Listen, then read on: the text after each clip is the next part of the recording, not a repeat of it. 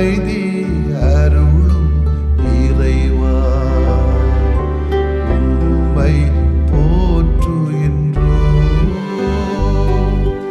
நெஞ்சில் சுமக்கும் இறைவா, நீதியில் நிறைவே இறைவா, சுமை தாங்கியே இறைவா, புகழ்ந்து போற்றி ஆராதிக்கின்றோம்.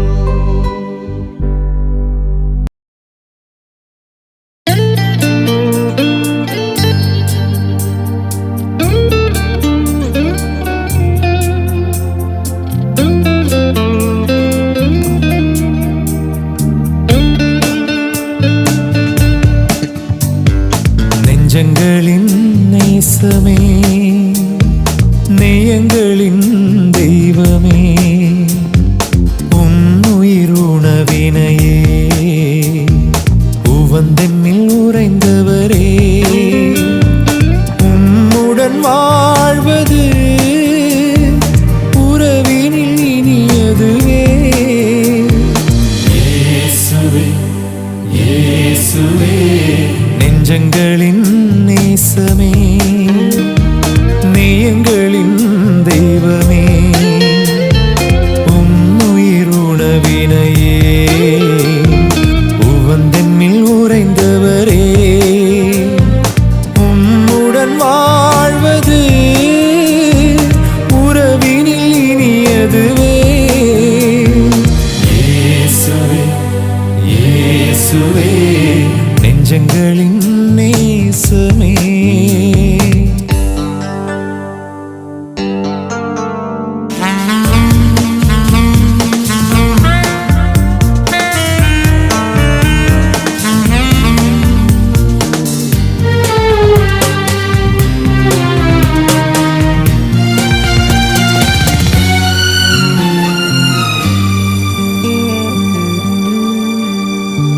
பாசம் பொங்கியே பாதம் கழுவினீரே, பாரில் நாங்களும் பணிதனில் அணி சேர, பணிவிடை பார்வையும் பயணத்தின் தேடலும், பணிவிடை பார்வையும் பயணத்தின் தேடலும், பங்கேற்கும் பலியில் பகிர்வாகும் எங்கள் இயேசுவே, இயேசுவே, நெஞ்சங்களின் நேசமே, நேயங்களின் தெய்வமே, உன்னுயிருணவினையே, உவந்தென்னில் உறைந்தவரே, உம்முடன் வாழ்வது உறவினில் இனியதுவே. இயேசுவே, இயேசுவே, நெஞ்சங்களின் நேசமே.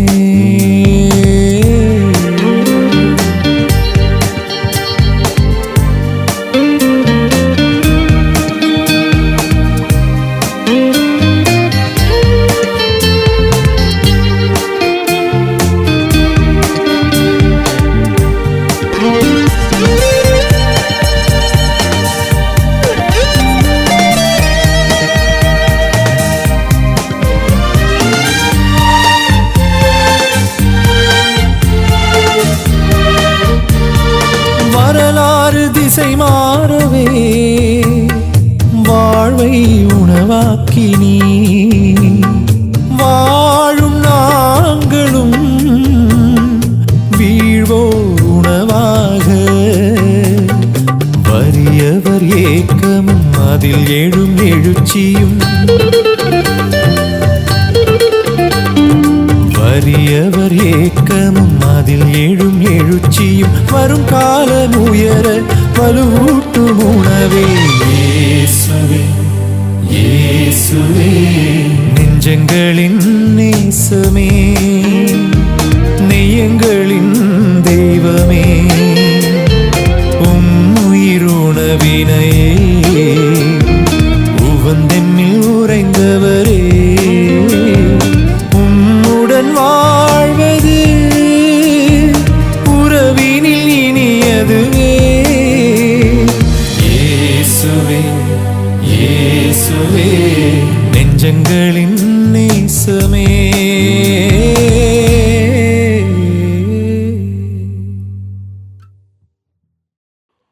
மத்தேயு நற்செய்தி அலகு 11 இறை சொற்றொடர்கள் 11 முதல் 15 முடிய.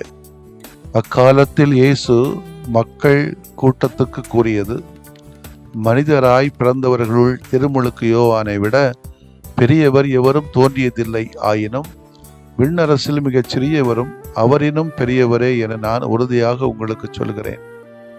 திருமுழுக்கு யோவானின் காலம் முதல் இந்நாள் வரையிலும் விண்ணரசு வன்மையாக தாக்கப்படுகின்றது. தாக்குகின்றவர்கள் அதை கைப்பற்றிக் கொள்கின்றனர். திருச்சட்டமும் எல்லா இறைவாக்கு நூல்களும் யோவான் வருவரை இறைவாக்குரைத்தன. உங்களுக்கு விருப்பம் இருந்தால் வரவேண்டிய எலியா இவரே என ஏற்றுக்கொள்வீர்கள். கேட்கச் செவியுள்ளோர் கேட்கட்டும். ஆண்டவரின் அருள்வாக்கு. இறைவா உமக்கு நன்றி. கிறிஸ்து இயேசுவிலே பிரியமுள்ளவர்களே, இறைவாக்கு, இறைவாக்கினர் திருமுழுக்கு யோவான், அவர் முன்னறிவிக்கின்ற என்னை விட பெரியவர் என்று சொல்லப்படுகிற ஆண்டவர் இயேசு, இவர்கள் அனைவரும் சொல்லுகின்ற செய்தி இன்றைக்கு என்ன என்பது என்னுடைய தேடல். இறைவாக்கினருள் எலியா இறைவாக்கினர் இஸ்ரேல் மக்களால் பெரிதும் மதிக்கப்பட்டார். காரணம், எலியா இறைவாக்கினர் இஸ்ரேலில் நிலவிய பஞ்சத்தில் அவர்களுக்கு உணவூட்டியவர் என்று 1 அரசரிலே ஆகமத்திலே சொல்லப்படுகிறது. அதே போன்று நிலவளத்தையும் நீர்வளத்தையும் தன் வல்லமைக்குள் வைத்தவர் என்றும் சொல்லப்படுகிறது.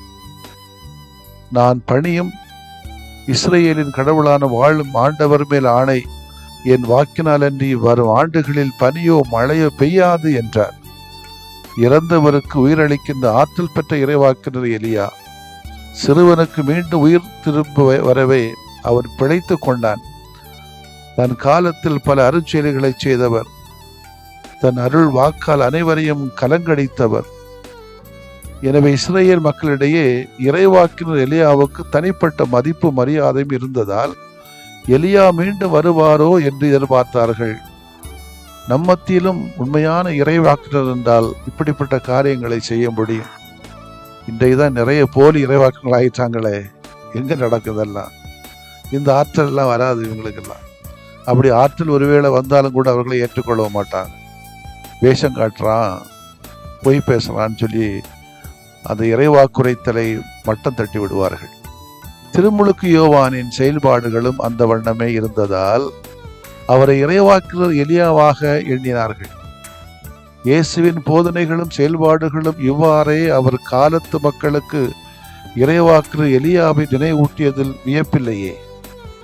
இறைவாக்கு பணிகள் இன்றும் முழு வீச்சில் நடைபெறும் போது நாம் ஒரு இயேசுவாகவே அல்லது எலியாவாகவோ அல்லது திருமுழுக்கு யோவானாகவோ செயலாற்றுகிறோம். நம்ம செய்ய வேண்டியது இறைவாக்கினர்களை உண்மையான இறைவாக்கினராக ஏற்றுக்கொள்ள கற்றுக்கொள்ள வேண்டும். இறைவாக்கினராக நாமும் செயல்பட வேண்டும் என்பதுதான் இயேசுடைய ஒரு ஆதங்கம். திருமுழுக்கு யோவானை பற்றி அதிகமாக இன்று யோசிக்கிற வேளையில அவரது வாழ்வு வரலாறு படைக்க நம்மையும் அவரோடு சேர்த்து அழைக்கிறது. ஆண்டவர் இயேசு கிறிஸ்து அவரை பார்த்து, மனிதராய் பிறந்தவர்களுள் திருமுழுக்கு யோவானை விட பெரியவர் எவரும் தோன்றியதில்லை என்கிறார். இந்த கூற்று திருமுழுக்கு யோவானின் நல்ல பயன்மிக்க வாழ்வை, நம்ம வார்த்தையில சொல்லணும்னா சாதனை மிக்க வாழ்வை நமக்கு சுட்டி காட்டுகிறது. அவரை போன்று நாமும் வாழ வரலாறு படைக்க முடியுமா? முடியும், கண்டிப்பா முடியும். கொஞ்சம் தெளிவோட பயம் இல்லாமல் முயற்சி செய்தால் முடியும். முயற்சி தான் நம்ம எடுக்கிறது இல்லையே, நமக்குள்ள இருக்கிறது. அதை முடுக்கிவிட வேண்டும். ஒன்று நமது கனவு, இன்னும் ஒன்று நிஜ வாழ்வு. நாம் என்ன செய்ய போகிறோம் என்று கனவு காண்கிறோம். ஒவ்வொருத்தரும் கனவு காணணும், வேற வழி இல்லை. எதை சாதிக்க போறோம் என்பதல்ல. சாதிப்பு என்ற வார்த்தை எனக்கு பிடிக்கிறது இல்லை. காரணம், ஒருவேளை சாதனை சாதித்தோம் என்று சொன்னால் தலக்கணம் வந்து விடுமோ என்ற ஒரு அச்சம் உண்டு. முடிந்த வரைக்கும், வாழ்வது வரைக்கும் நல்லதை, பயனுள்ள காரியங்களை செய்யணும் எங்க நினைச்சாலே போதுமே அப்படின்ற நினைப்பு எனக்கு. எனவே என்னென்ன வழிகள் எல்லாம் இந்த உலகத்திலே நல்லது செய்ய வேண்டும் என்று யோசிக்கிறோமோ அதை செய்ய வேண்டும் என்றால் நான் உண்மையாக வரலாறு படைக்க முடியும். 50 பரோட்டா தின்றவன் ஒரு சாதித்தான்னா அடுத்த நாள் வந்து 51 புரோட்டா சாப்பிட்டு அவனும் சாதனைன்னு சொல்லிட்டு போயிட்டே இருப்பான். அதான் இந்த காலத்து உலகத்தின் போக்கு. ஆனால் இயேசு விரும்புவதெல்லாம் அந்த சாதனை இல்லை. இயேசு விரும்புவது இன்றைக்கு ஏழை மக்களுக்கு வாழ்வு தர வேண்டும், அநியாயமாக மாட்டப்பட்டவர்களுக்கு நியாயத்தை கொடுக்க வேண்டும், நீதி நியாயத்தை நேர்மையை கற்றுக் கொடுக்க வேண்டும், வெளிப்படைத்தன்மை வேண்டும் என்பதுதான் இயேசு சொல்லுகிறார்.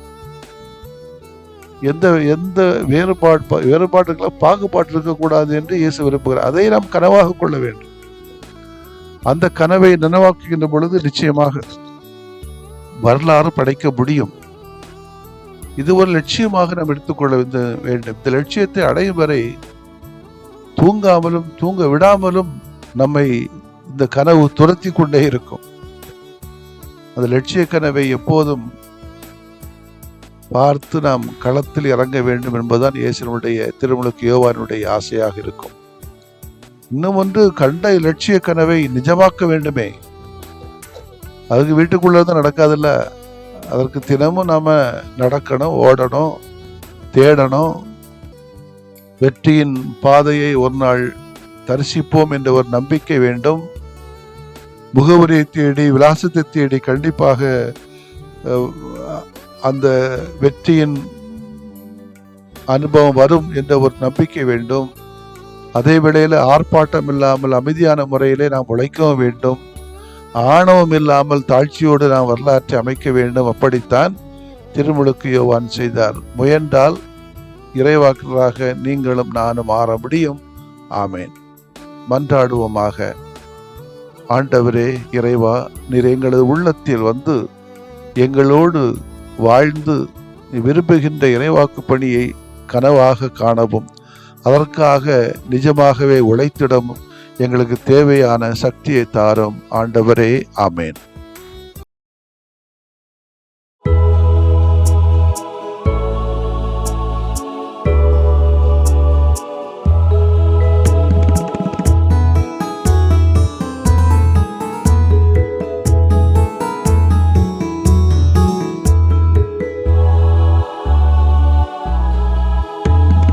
நம்பிக்கை நலம் தருமே, இறை நம்பிக்கை நலம் தருமே.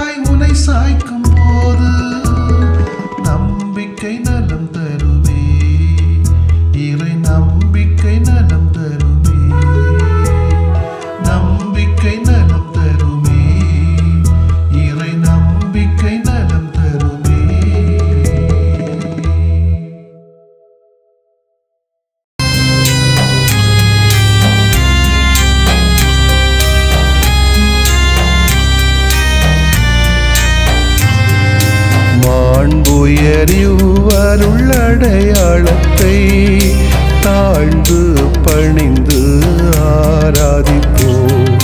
பழைய நியம முறைகள் அனைத்தும் இனி மறைந்து முடிவு பெறுக.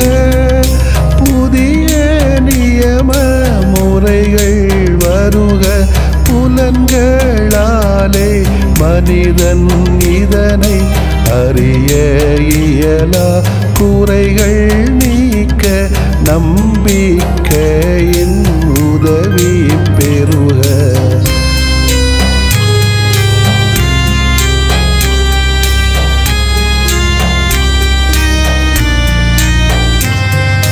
தந்தை அவர்க்கும் மகன் அவர்க்கும் புகழ்ச்சியோடு வெற்றியாக்கும். மீட்பின் பெருமை மாட்சிமையோடு வலிமை வாழ்த்து யாவுமாக. இருவரிடமாய் வருகின்றவராம் தூய ஆவியானவர்க்கும் அளவில்லாத சமப்புகழ்ச்சி என்றுமே உண்டாகுக. ஆமென். வானென்று அவர்களுக்கு அப்பமளித்தீரே, இனிமையெல்லாம் தன்னகத்தில் கொண்ட அப்பம் இதுவே. மன்றாடுவோமாக. இறைவா, இந்த வியப்புக்குரிய அருளடையாளத்திலே உம்முடைய பாடுகளின் நினைவு எங்களுக்கு விட்டு சென்றீ. உம் திருவுடல் திருரத்தமாகியவற்றின் தூய மறைபொருளை வணங்கும் நாங்கள் உமது மீட்பின் பயனை இடைவிடாமல் துய்த்து உணர்ந்து மகிழ அருள்வீராக. தந்தையாகிய இறைவனோடும் தூய ஆவியாரின் ஒன்றிப்பில் இறைவனா என்றென்றும் வாழ்ந்து ஆட்சி செய்கின்ற உம்மை மன்றாடுகிறோம்.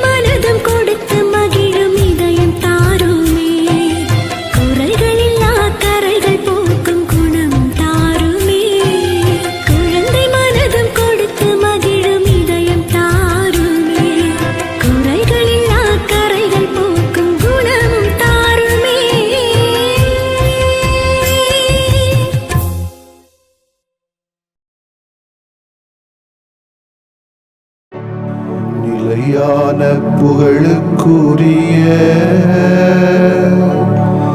தூய இறை நன்மைக்கு எல்லா காலமும் தொழுகையும் புகழும்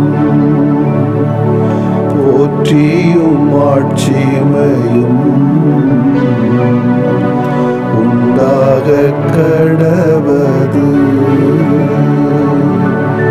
போற்றியும் ஆட்சிமையும் உண்டாக கடவது. தந்தை, மகன், தூய ஆவியாரின் பெயராலே ஆமென்.